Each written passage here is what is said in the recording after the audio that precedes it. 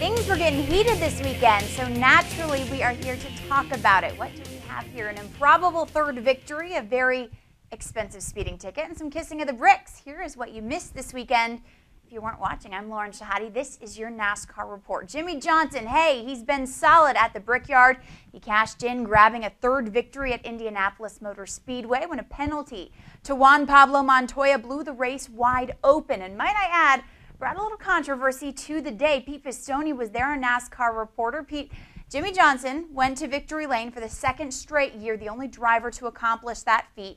So he's done well there. I get it. But even so, did his win, Pete, still come as a bit of a surprise to some people? It came as a surprise to me, Lauren, and obviously not taking anything away from Jimmie Johnson and Chad Knaus and that crew. We know they're three-time champions, and we know they have run well at the Brickyard, as you said, but two reasons. One, you mentioned Juan Pablo Montoya. Had the field covered, led 116 laps on the day. Didn't look like anybody was going to run down Juan Pablo until he had his problems on pit road. But really, Jimmie Johnson was so under the radar all weekend long, just like he always is at this time of the year, except when it comes time to shine. When we get to the Brickyard and the middle of July and into August with the chase right around the corner, that team comes to life, and they did it again. So, again, shouldn't be totally surprised that we've seen it out of them, but I really didn't have them on my radar as maybe going to victory lane on Sunday until it came down to crunch time.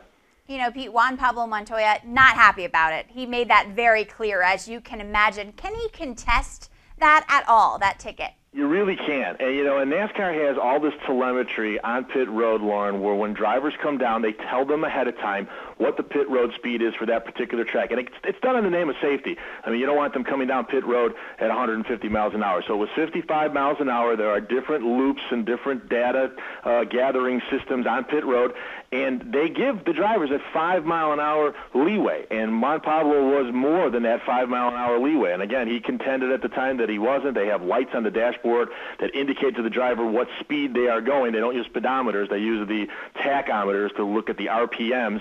But, again, he was very upset. Afterward, though, Brian France did talk to Felix Sabates, his car owner, and Juan Pablo did kind of cool down a little bit, but something that unfortunately took away a chance for him to make history by becoming the first guy to win the Indy 500 and the All-State 400 at the Brickyard. All in the name of safety, right? I got my notes going everywhere. Listen, Pete, a tough day for him, a tough day for some other drivers trying to make the chase. We're talking Kyle Busch, Denny Hamlin. What ruined their days? How did it affect their playoff hopes? Well, Denny Hamlin was one of the first guys that had trouble, and it was actually a shifter that came off in his hand, which doesn't happen that often, and his transmission got screwed up. Had a terrible finish, but the good news for Denny is he stayed pretty much where he was safely in the middle of the chase lineup of 12, as we only have 6 races to go. Unfortunately for Kyle Busch, cut a tire and hit the wall, and had a 38th place finish. He's now tumbled out of the top 12, Lauren. He's 14th with these 6 races to go. So the guy who is tied with Jimmie Johnson with 3 wins, that's the second most on the series, is very dangerously sitting at a point where he might not make the chase. So the next 6 races going to be pretty interesting for Kyle Busch and a bunch of other guys trying to get into that chase field. A tough day for a lot of drivers. Anyways, Jimmie Johnson kisses those bricks. Thanks so much for watching. We'll keep you posted on everything NASCAR right here on the site.